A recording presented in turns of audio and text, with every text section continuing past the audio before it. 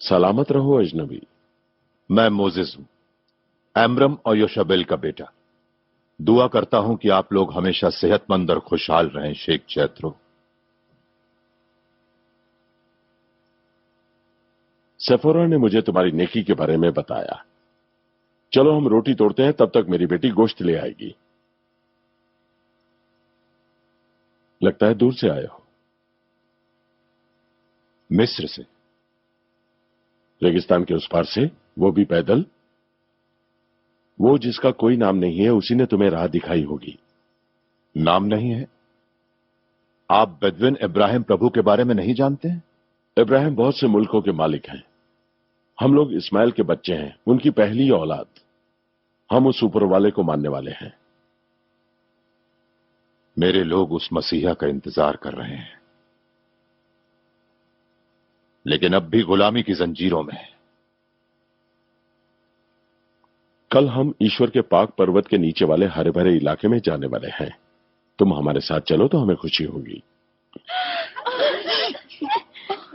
देखिए, मैं एक अजनबी मुल्क में एक अजनबी इंसान हूं। मेरे पास न धन है, न भेड़े चराने की काबिलियत, और एक भागे हुए गुलाम को पनाह देने की सजा मौत होती है।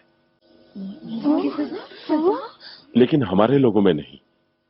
तुम में समझदारी है, तुम्हें और कुछ नहीं चाहिए।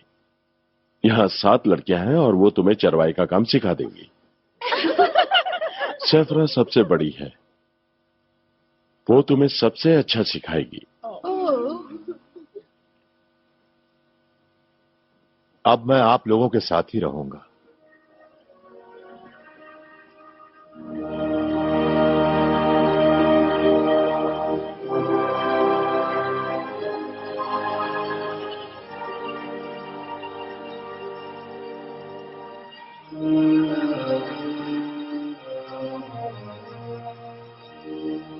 आज वो सो रहे हैं। कौन सो रहे हैं? वो जिनका कोई नाम नहीं है। तुम्हारा ईश्वर इस पहाड़ पर रहता है? सिनाई उनकी सबसे ऊंची जगह है, उनका मंदिर है। अगर ये ईश्वर ईश्वर है, तो इसे हर पहाड़ पर, हर वादी में होना चाहिए। फिर वो सिर्फ इज़राइल या इस्माइल का ही ईश्वर नहीं होगा, वो सब लोगों का होगा। कहते हैं कि उसने सब लोगों को अपनी छाया से बनाया है। तब तो वो हर दिल में, हर दिमाग में, हर आत्मा में बसता होगा। मैं वो सब बातें तो नहीं जानती, पर मैं इतना जानती हूं कि उनकी मौजूदगी में वो पहाड़ गुर्राता है, ये धरती कांपती है और आसमान में आग के बादल छा जाते हैं। ऐसे अहम पलों में क्या किसी इंसान ने वहां जाकर उन्हें सामने से देखा है? आज तक कभी किसी इंसान ने सिनाई के उन पहाड़ों पर कदम नहीं रखा।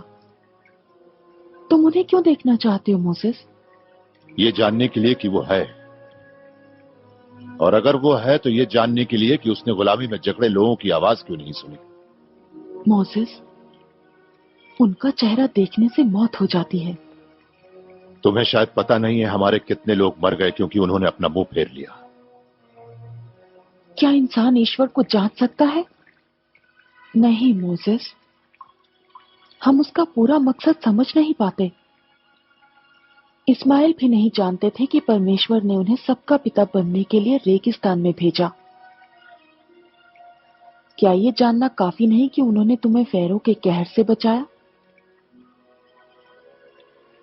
तुम्हें कैसे मालूम?